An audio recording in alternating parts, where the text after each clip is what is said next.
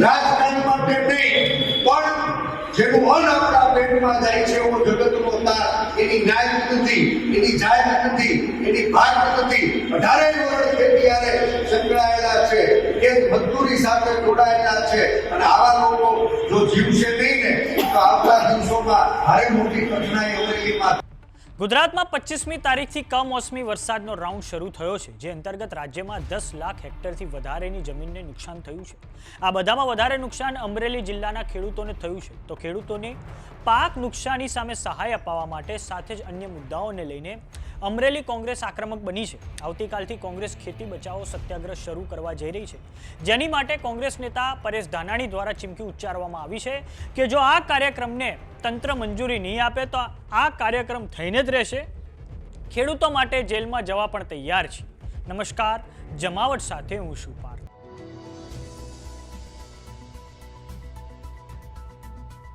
અમરેલી જિલ્લા કોંગ્રેસ દ્વારા આવતીકાલથી ખેતી બચાવો સત્યાગ્રહની શરૂઆત કરવામાં આવશે, જેની તૈયારી કોંગ્રેસ દ્વારા પૂરજોશમાં કરવામાં આવી રહી છે. આ સત્યાગ્રહ અંતર્ગત આગામી સમયમાં અમરેલીના 6 અલગ અલગ તાલુકાઓમાં પ્રતિક ધરણાનો કાર્યક્રમ થશે. તો હવે આ સમગ્ર બાબતે કોંગ્રેસ નેતા પરેશ ધાનાણીનો એક વિડીયો સામે આવ્યો છે, જેમાં તેમના દ્વારા કહેવામાં આવ્યું છે કે આવનારા સમયમાં પ્રતિક ધરણાની મંજૂરી આપવામાં નહીં આવે તો પણ તેઓ આ આંદોલન કરીને જ રહેશે. સાથે જ જગતના તાત માટે તેઓ જેલમાં પણ જવા તૈયાર છે. પરંતુ હવે ખેડૂતો માટે કોંગ્રેસ લડી લેવાના મૂડમાં છે. તો આવો સાંભળીએ પૂર્વ વિપક્ષના નેતા પરેશ ધાનાણીએ શું કહ્યું છે. પડકારીઓ કઈ ઘટે તો પેલું આ લગ્નનું નોતરું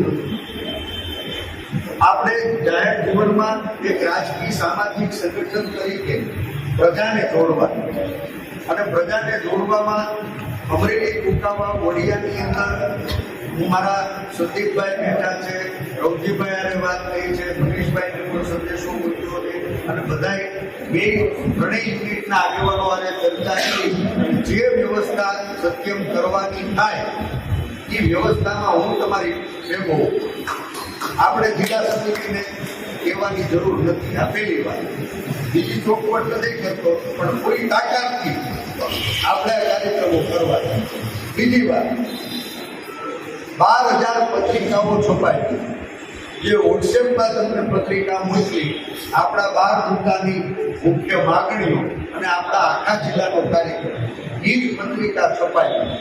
આપણા ધરણાનો જે કાર્યક્રમ હોય એ ધરણાના કાર્યક્રમની જગ્યાએ 1,000 પત્રિકાઓ બજારની અંદર જે પસાર થતા મુખ્ય લોકો છે, આગેવાનો છે, ત્યાંથી આખા તાલુકામાં આપણો સંદેશો એના માટે કઈ ટોકન પત્રિકાઓ, બાકી વોટ્સએપ પત્રિકાઓ તો આપણી ઓલરેડી આવી ગઈ. રાજકારણ માટે નહીં, પણ જેનું અન્ન આપણા પેટમાં જાય છે એવો જગતનો તાર, એની ન્યાય નથી, એની જાહેર નથી, એની ભાગ નથી, 18 વર્ષ ખેતી હારે સંકળાયેલા છે, એ મજદૂરી સાથે જોડાયેલા છે, અને આવા લોકો જો જીવશે નહીં ને તો આવતા દિવસોમાં ભારે મોટી કઠણાઈ અમરેલીમાં થાય.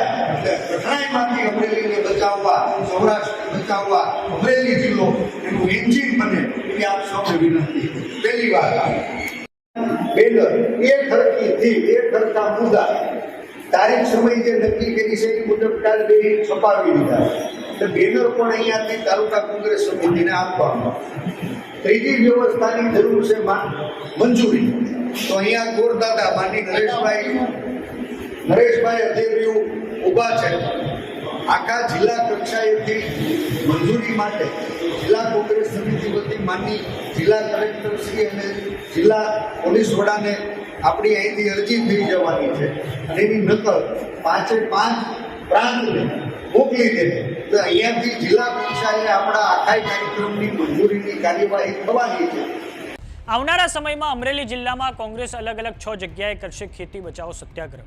કોંગ્રેસની પ્રમુખ માંગણીઓ એ છે કે સરકાર સત્વરે લીલો દુષ્કાળ જાહેર કરે, ખેતીનું સંપૂર્ણ ધિરાણ માફ કરવામાં આવે, પાક નુકસાનીનું સત્વરે વળતર ચૂકવવામાં આવે, નકલી ખાતર બિયારણ ઉપર તવાઈ લાવવામાં આવે, ખેત ઓજારો રાહત દરે ઉપલબ્ધ કરાવવામાં આવે, સાથે જ સેટેલાઇટથી જે સર્વે થઈ રહ્યા છે તેને રદ કરવામાં આવે, અને કૃષિ ઉપજોની વિદેશી આયાત બંધ કરવામાં આવે, પોષણક્ષમ ટેકાના ભાવે ખરીદી શરૂ કરવામાં આવે. આમ આ સહિત અન્ય માંગણીઓ સાથે આવતીકાલથી કોંગ્રેસ અમરેલી જિલ્લાના 6 અલગ અલગ જગ્યાઓએ પ્રતીક ધારણાનો ઉપવાસ કરવા જઈ રહી છે.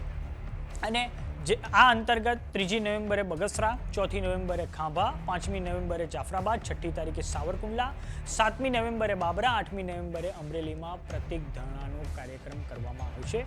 તો હવે કોંગ્રેસ ખેડૂતોના મુદ્દે આક્રમક બની છે. તો આપને જણાવી દઈએ કે ગુજરાત સરકાર દ્વારા પણ સર્વે શરૂ કરી દેવામાં આવ્યા છે અને હવે તો સરકાર દ્વારા આદેશ આપવામાં આવ્યો છે કે આગામી 3 દિવસની અંદર જ રાજ્યમાં જે પાક નુકસાનીનો સર્વે છે તે પૂરો કરી દેવામાં આવે ને તે પછી હવે પાક નુકસાનીની સામે સરકાર કૃષિ રાહત પેકેજ જાહેર કરી શકે છે. તો આ બાબતે તમારું શું માનવું છે પરેશ ધાનાણીના નિવેદનને લઈને અમને કોમેન્ટ બોક્સમાં લખીને જરૂર જણાવો. જો તમે અમને યુટ્યુબ પર જોઈ રહ્યા તો સબસ્ક્રાઇબ કરો, જો તમે અમને ઇન્સ્ટાગ્રામ અને ફેસબુક પર જોઈ રહ્યા તો ફોલો કરો. સાથે જ અમારી વોટ્સઅપ ચેનલ આવી ગઈ છે, જોઈન કરવાનું ના ભૂલતા. નમસ્કાર.